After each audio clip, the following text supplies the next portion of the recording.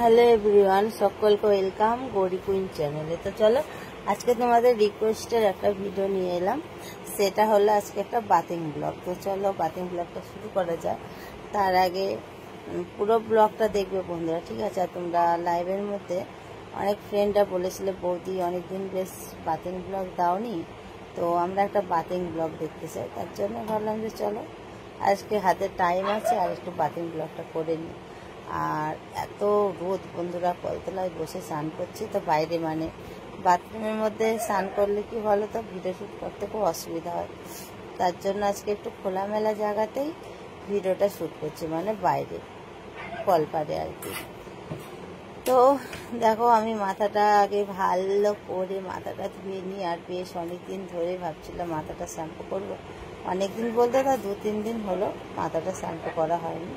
তার জন্য বেশ করে মাথাটাকে শ্যাম্পু করে নিলাম। এই দেখো আমার আবার একটু বেশ খানিকক্ষণ ধরে মাথাটা রোগড়ে না পরিষ্কার করলে হয় না, ঠিক আছে? একটু স্কিনের যত্নটা তার জন্য একটু ভালো করে, স্কিন না সরি চুলের হেয়ারের যত্ন ভালো করে নিতে হয়।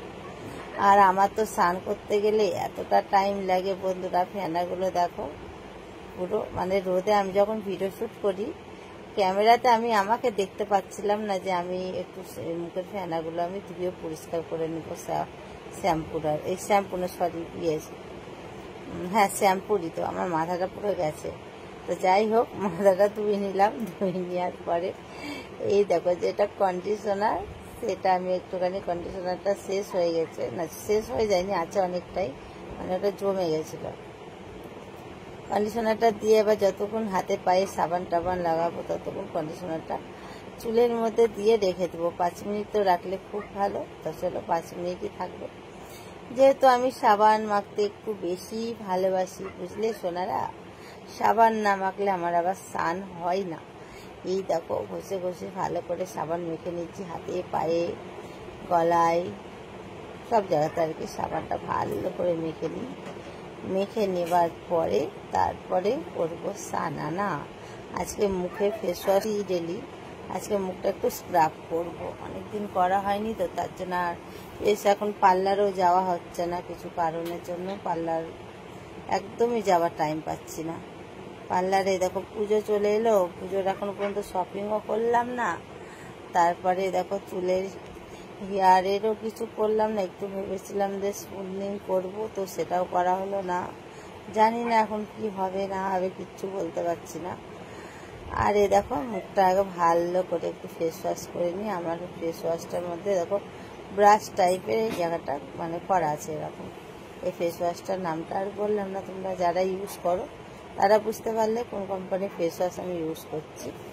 তারপরে দেখো স্ক্রাব, যেটা বলেছিলাম লোটাসের একটা স্ক্রাব নিয়ে নিয়েছি, সেটা মুখে ভালো করে চলে এখন মাসাজ করতে হবে। মাসাজ তো আর সবটাই দেখানো যায় না, যেহেতু অনেকক্ষণ ধরে মাসাজ করেছি।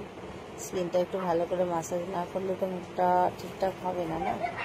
তো চলো আমি মাসাজটা করে নিই, ঠিক আছে? বেশ অনেকক্ষণ ধরে বন্ধুরা ভালো করে মাসাজটা করে নিই। আর ব্লগটা না বেশি বড় না, ছোটই হচ্ছে ব্লগটা, মিনি ব্লগ। ওই মিনি ব্লগ বলতে 4 মিনিটের ওপরে হয়েছে। তো চলো মুখটা ধুয়ে নিয়েছি, এবার চুলটা ভালো করে পরিষ্কার করে নিই। যেহেতু চুলে দিয়েছিলাম আমি কন্ডিশনার, তোমরা এর আগে দেখেছিলে, কন্ডিশনারটা দেবো, দিয়ে এবার ভালো করে চুলটা ধুয়ে স্নানটা করে নেব। তো এই দেখো আমার স্নান শুরু হয়ে গেছে। তো চলো ব্লগটা আজকে কেমন লেগেছে অবশ্যই কমেন্ট করে জানিও। আর তোমরা কি কি ব্লগ দেখতে চাও সেটাও কমেন্টে জানাতে ভুলবে না, অবশ্যই জানাবে। তো চলো বাই, টাটা, সবাই ভালো থেকো।